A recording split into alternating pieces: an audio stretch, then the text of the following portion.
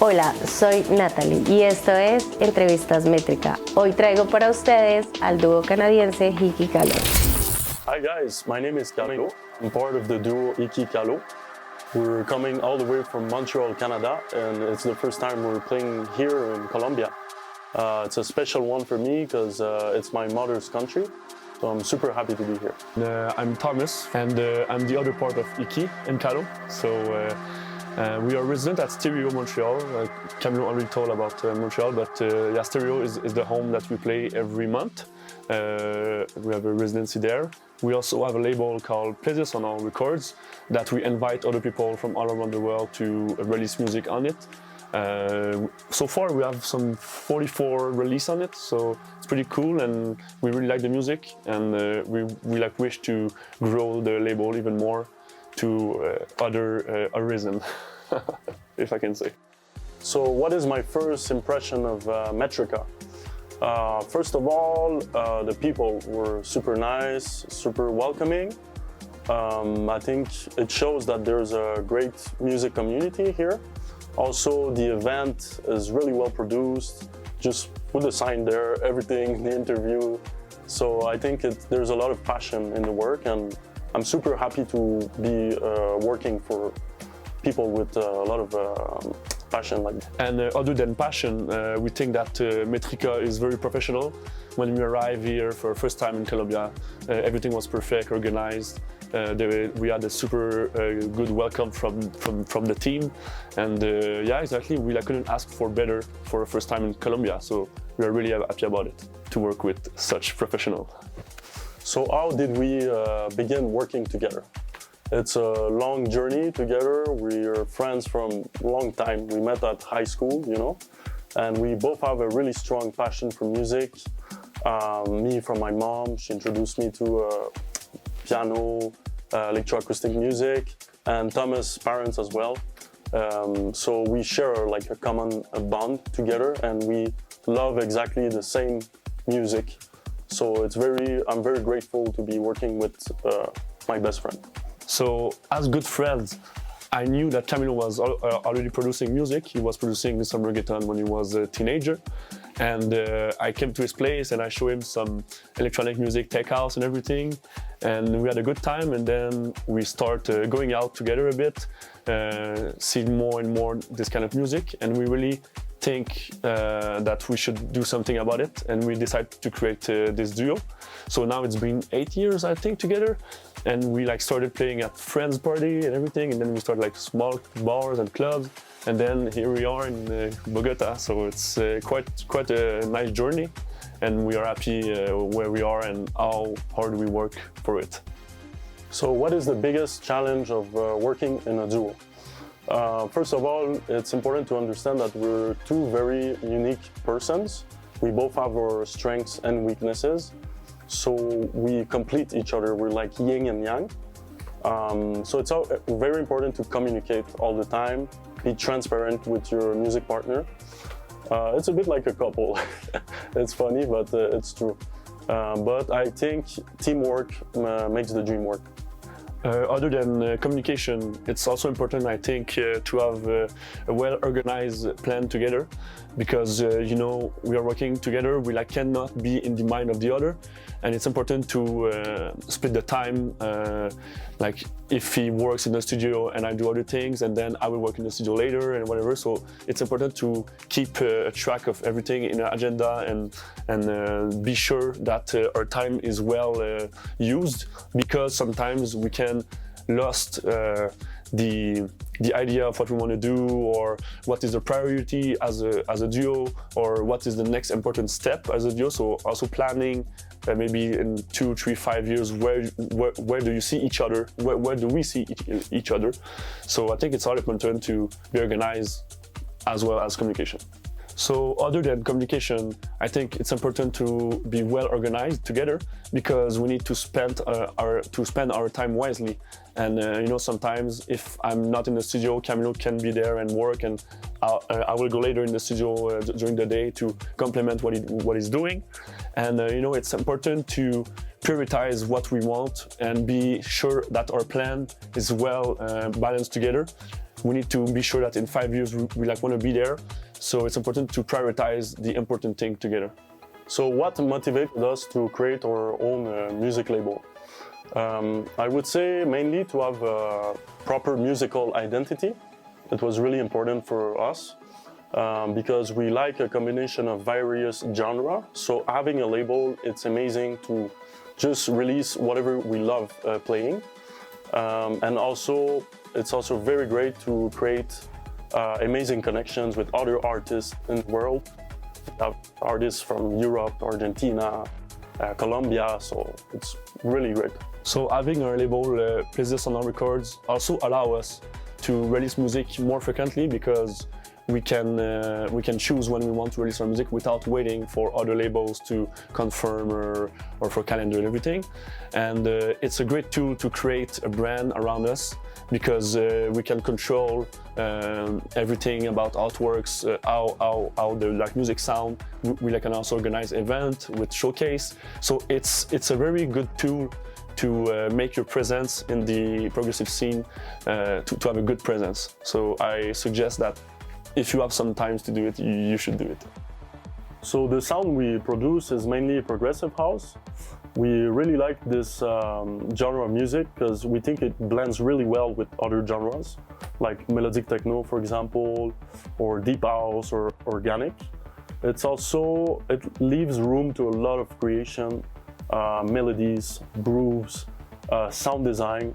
I think the future of progressive house is definitely more sound design, more experiments on the sound side, because when you're in the club, you want to hear like a total immersive experience. For me, that's the future. More complex melodies as well.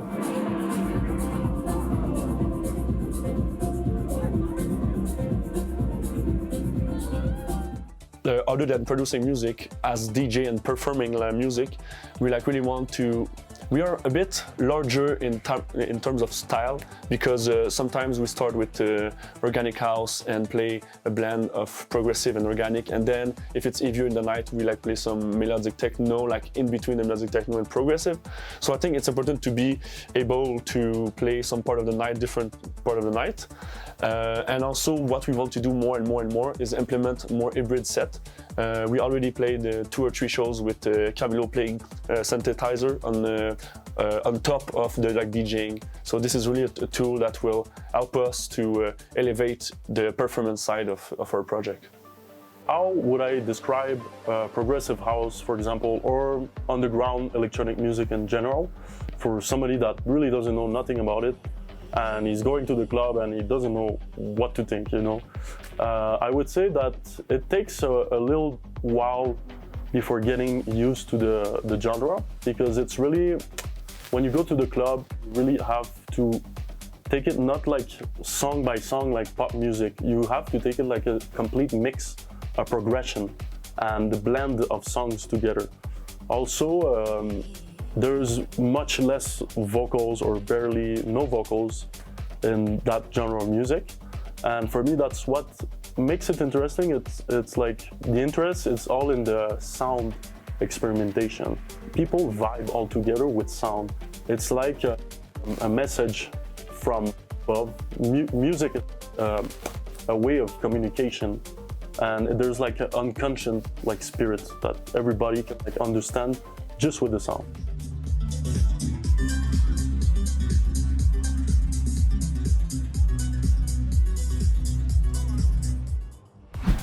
Progressive music is also a music that people need to be patient with. Like, what I mean by that is that you don't have the hook directly. It's a long journey, and people need to be patient about it and just feel the emotion going like evolving through times.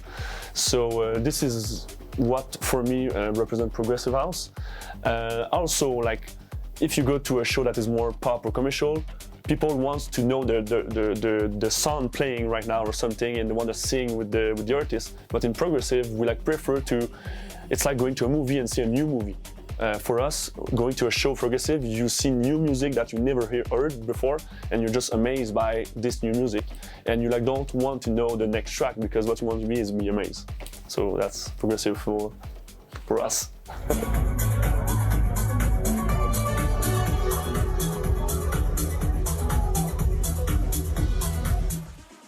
would we like progressive house becoming like commercial? Let's say like Tomorrowland or like EDM festivals and stuff. It's a very good question. I think it's really relative. It all starts with the music. Like, what is like commercial music, you know? For me, commercial music is more simple hooks and melodies and very simple vocals, like anybody can sing. Like, you know, very easy to sing. So if the progressive house stays experimental and very artistic and it becomes worldwide renowned, I'm totally up to it. Like Camilo said, we would love to see progressive going to a wider audience and more people worldwide to listening to progressive house music and shows. But we don't want to see this happening by the music becoming repetitive or generic or always the like smaller hooks and everything. We would love to see the progressive house as it is right now with more experimentation and more sound design, like you said, becoming wider for sure, but you know, it's not at the cost of becoming generic. So would I consider the use of AI to help me make music? I think that's a very good question. I think as long as the AI stays like a tool for me and I can still put my human touch on my music, I think it can be of great help, mostly to automatize like all the process that could take me a lot of time. Like I already use like a program that helps me create grooves, instant grooves, and it's of great help. And anyway, if I don't like a little part of that groove, I can still modify it. So I think it's like it's the cashiers at the market, you know, the automatic cashiers. You go and you don't need someone working. It's a bit the same. It's just it makes easier all the tasks that takes you a lot of time, like producing. For my side, I think I'm a bit more afraid about AI, just because it evolves so fast that we like don't know what it's gonna be in 5 years and so. We see all the helps that AI gave us already for ChatGPT or other like app. I already tried to use some AI website to create music by putting a track as an input and the system try to reproduce another track, and right now it's really not a good quality of music for sure, but I'm a bit afraid for the future, but it is what it is. So what's upcoming for us with our music? Well, first of all, we just released an EP of 3 tracks on Sudbeat, Renan Cataneo's label. We also have a remix of Dinox coming along on our label Plaisirs Sonores. That's coming out really soon. We also have a very cool remix by Makebo of one of our original tracks coming along on our imprint as well. And we plan to make much more music, obviously. We also have a showcase of our label at ADE in Amsterdam. We will be playing at Bar Flejoa with a bunch of cool lineup that will be announced really soon. And for Plaisirs Sonores music, we also have a bunch of really cool music coming up by artists that we really like. So stay tuned about it because it's gonna be good. So what is my advice to producers, DJs that are aspiring to work in a duo? First of all, I would say it's important to have a common vision for your music. You cannot do a different genre totally. Like, you need to have a common passion for the same genre of music. It's also important that there's a good balance in the studio, because working 2 at the same time on the computer, it can be quite tricky, you know, like people has an idea and the other one has a counter idea. So it's important, I think, to work like as one guy starts the beat and the other guy comes after. And that's what I've learned with Thomas so far for the sound. And it's important to be very flexible and comprehensible, you know, like to just be relaxed and accept that no duo is perfect. So just like relax and just accept the other point of view and work it out to make it the best possible. Other than that, I suggest to anyone who starts a duo with someone else to be really prepared to communicate a lot. Like together, you need to make sure that this person is doing that kind of action, and the other one is answering to a social media message or anything, and the other one is putting some times with a PR agent or with label manager, and to really share the task between the two of you, because it can be a bit overwhelming to do everything by yourself if the other one is not doing some part, and you can have conflict about it. So it's better to be well organized on everything you do. And as we say in Montreal, instead of good luck, we say always merde. Merde.